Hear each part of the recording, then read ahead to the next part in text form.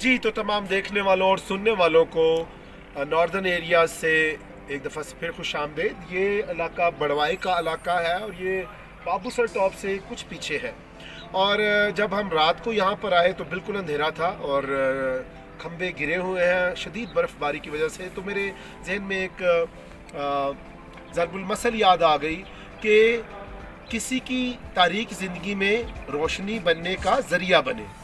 بہت خوب۔ تو بہت دفعہ جب ہم لوگوں سے ملتے ہیں وہ بہت پریشان ہوتے ہیں، بہت زیادہ ان کے حالات جو ہے وہ مایوس کن ہوتے ہیں اور نہ جانے کن کن پریشانیوں کا شکار ہوتے ہیں۔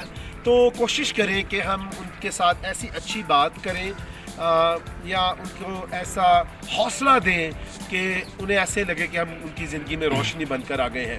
تو اس لیے جب بھی آپ اگلی دفعہ لوگوں سے ملیں کوشش کریں کہ ان کو آپ کوئی ایسی بات کہیں کہ آپ ان کی زندگی میں ایک روشنی بن کر آئیں۔ تو اس بات کے لیے یہ ضرب المثل مت بھولیں کہ کسی کی زندگی میں آپ روشنی کا باعث بنے تاکہ ان کی تاریکی ختم ہو جائے۔